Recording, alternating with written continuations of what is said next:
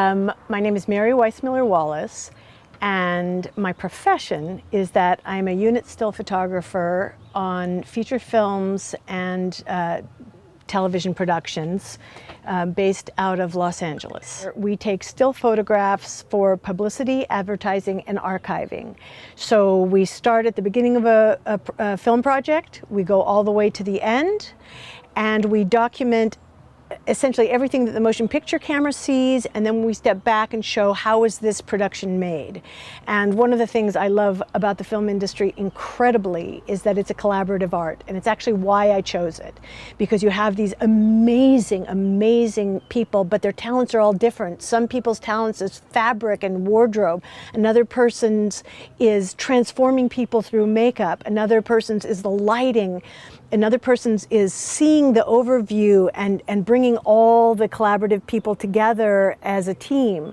So at any rate, I have worked for 30 years now as a unit still photographer, and I've just worked on sort of different and more interesting projects as I went along. I never really expected to do one thing for 30 years, but the thing about the film industry is it's never one thing. It's always so completely different. I've traveled to Nova Scotia and England and Mexico City and Australia and the United States, different states in the United States, and I have seen things I would never, ever see in my life. On one film, we shot barrios where there were it was just infested with crack addicts and all dripping ceilings and mosquitoes and just, I mean, horrendous and tragic.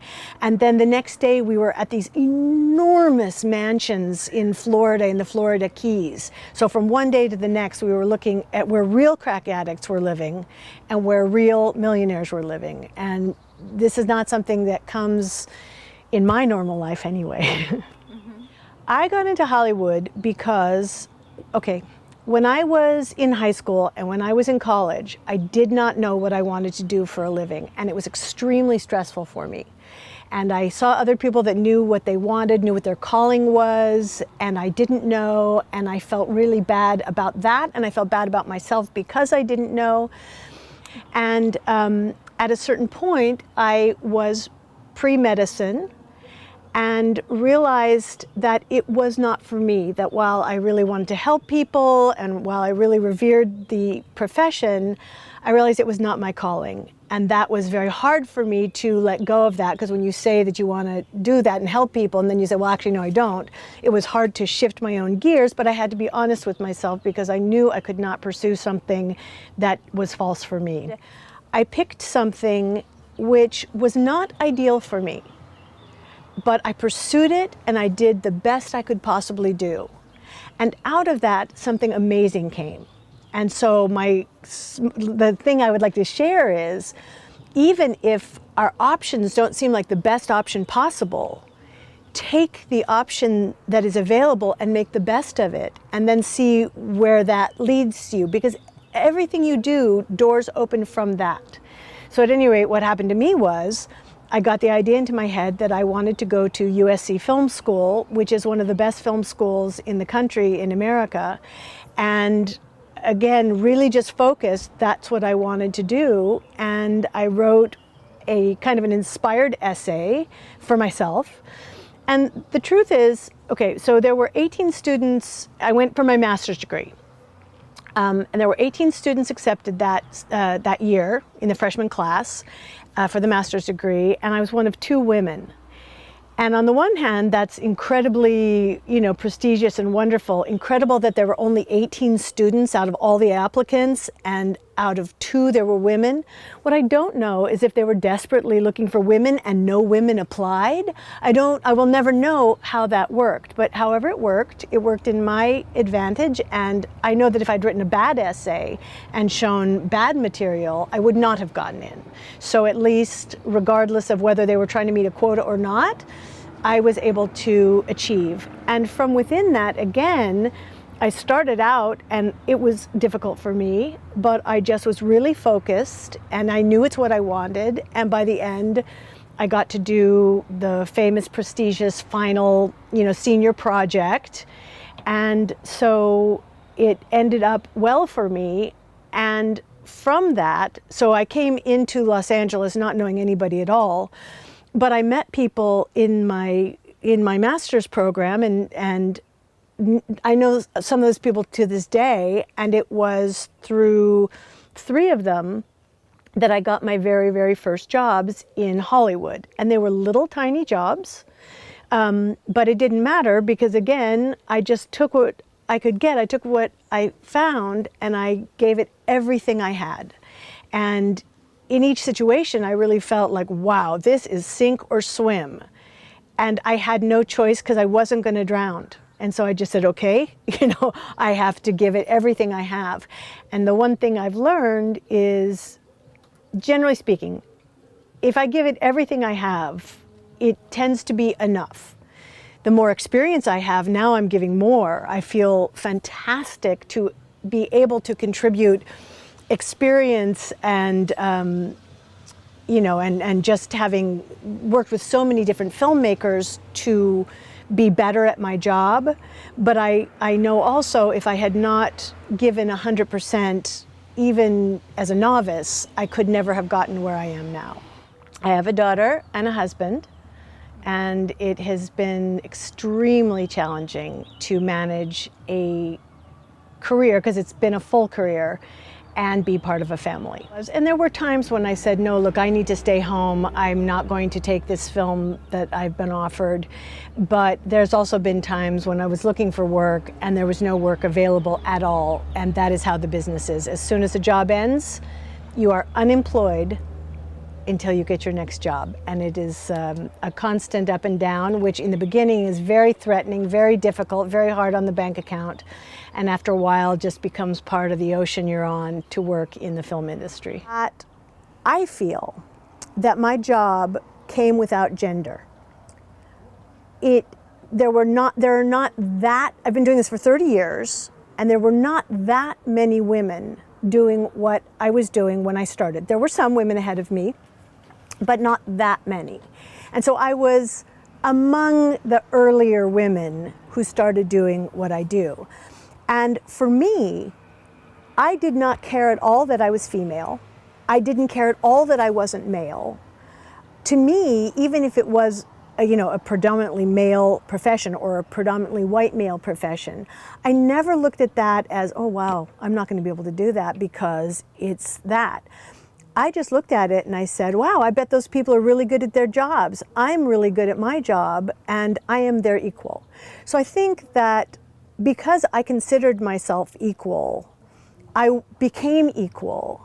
And I think by setting a good example of being equal, that maybe there were people who had not worked successfully with women in a certain role, and then they worked with me and they were like, oh yeah, she was great. I would, I would work with a woman in that job again in a second.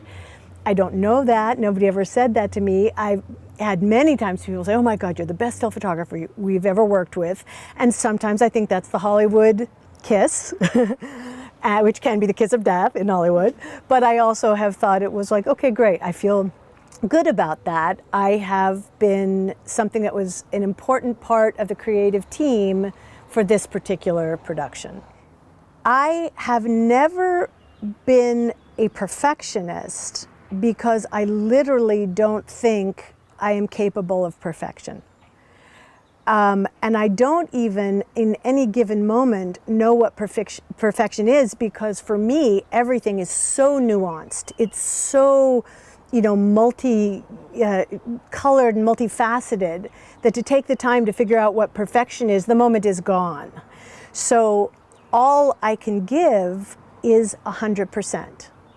And I can never call my 100% perfection, but it is all I have. And so I just give everything that I have in the moment and see if it's good enough. And again, even when I was less experienced, even when I was making more mistakes, when I was green, when I was new, giving 100% always seemed to be an amazing tool for me and has helped me throughout my career. So my advice for women who want to use their power is that they have to know their own power first. When I was young, and when people are young, it's almost like you want to be rich, you want to be famous, you want to be powerful, but you don't know what the steps are to get there. It becomes the end goal. Take time to find out who you are. It takes time to find out who you are. I did not know when I was younger as much as I know now, because time and experience teach you who you are. But I think it's really important to always, as things happen, to look inside yourself and say, what did I really think about that? What do I really think about that? You don't have to tell everybody what you think. You might think something different than the people around you. But just to know yourself and say, well, really? How would I do it differently? And if I could make this the way that would seem right for me, how would I do it? If I can do it that way, that's how I'm going to do it. If I can't, at least I'm going to know, what do I think? What do I feel? What do I want? What do I believe in? I have been interested, respectful. I have assessed to see how I can fit in as opposed to trying to dominate. I have been sensitive to the personalities and the creativity. So early on, I see who are my allies, who finds me in the way, because the nature of my job is I have to find my shot, I have to come forward, go back, pick my lenses, so I'm somewhat visible to other people that are trying to concentrate. But I felt that a sensitivity to their needs and cheerfulness, because people want to like to be around you. People want a healthy relationship. People want an easy relationship. If you are dominant and bragging and, showcasing yourself, it's distracting. It's not the appropriate moment.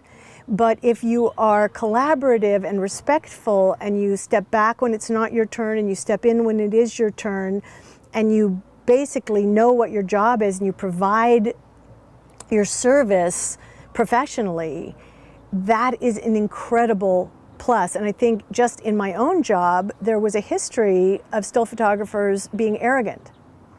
And I do know that I've never heard one good thing about an arrogant still photographer. Even if their eye was really good, they made a difficult part of the team that people later had something not so good to say about. The other thing I would like to say is to young women who want to get into positions of power. Again, you can't say, I want to be rich, I want to be famous, I want to be powerful, without knowing what does it take to bring money towards you and to work hard enough and to know where the needs are and gain money.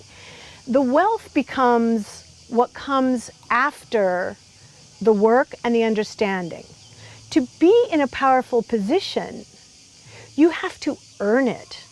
You can maybe, pull a string and get into a position of power.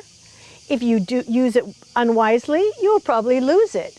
If you got there organically and through a personal power and through empowering other people, chances are you will hold whatever ground you take and you will get to where you're trying to go. So what I would wish for young men and young women, for young people, is to come into their own power, to respect each other's power equally, to understand that genders are equal and that there's no threat.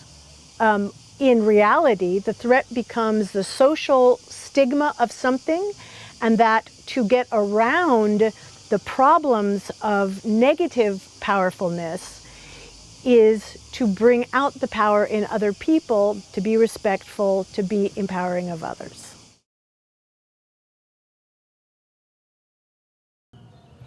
My best advice would be just love them.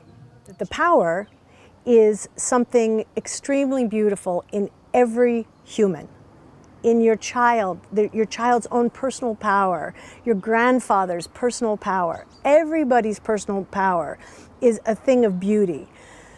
When you get into a situation where people are unsure of themselves and they start to use their power somewhat destructively, you could call that power, but that's not pure power. That's not the real power of a centered, magnificent person.